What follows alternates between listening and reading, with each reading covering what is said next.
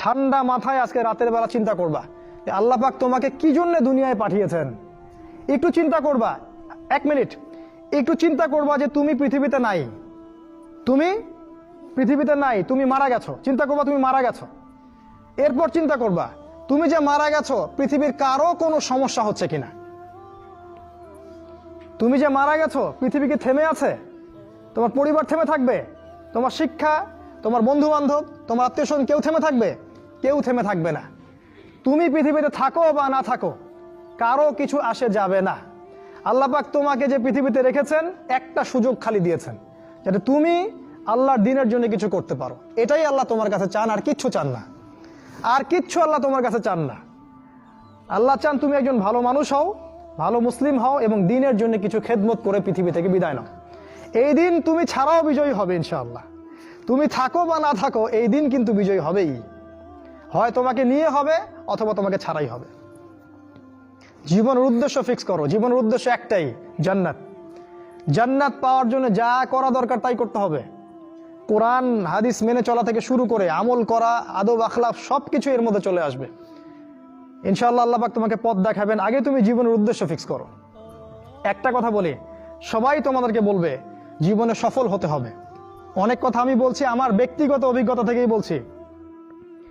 আল্লাহ পাক আলহামদুলিল্লাহ first second ছাড়া রেজাল্ট আমাদের হতো না। যখন থেকে আমরা বুঝতে পেরেছি যে ট্র্যাকে আমরা যাচ্ছি সে ট্র্যাকটা ভুল, সেই ট্র্যাকটা ভুল, এই বুঝটা যখন থেকে আসছে আমাদের মধ্যে, আমরা চেষ্টা করছি অন্যদেরকে আমাদের শিক্ষা দিয়ে সচেতন করার জন্য। আমরাও ভুল করেছি, ভুলের উপর ভুল করেছি। আল্লাহ পাক যেন মাফ করেন, আল্লাহুম্মা আমিন। সাফল্যের সংজ্ঞা শেখানো হতো আমাদেরকে পরিবার থেকে। সফল হতে হবে বাবা, নিজের পায়ে দাঁড়াতে হবে, বাবাকে দেখতে হবে, মাকে দেখতে হবে, অমুক তমুক ইত্যাদি ইত্যাদি। বিয়ে করবি কি নিয়ে, তোর তো কিছুই নাই, বলে নাই কথাগুলো আপনাদেরকে। চাকরি বাকরি করতে হবে, প্রতিষ্ঠিত হতে হবে। শোনো, সাফল্যের একটা সংজ্ঞা দিয়েছেন আল্লাহ কোরআনে, একটাই সংজ্ঞা, সূরা আল ইমরানের মধ্যে আছে। আজকে আমি সব ডিটেলস বলার সময় পাচ্ছি না। সূরা আল ইমরানের মধ্যে আছে কুল্লু নাফসিন যায়িকাতুল মাউত, প্রত্যেকটা নফস মারা যাবে এবং কিয়ামতের মাঠে তাদের পুরোপুরি প্রতিদান তাদেরকে দেয়া হবে। এখানে আল্লাহ সাফল্যের সংজ্ঞা দিয়েছেন, ফামান যুহজিহা আনিন নার ওয়া উদখিলাল জান্নাহ ফাকাদ ফাজ।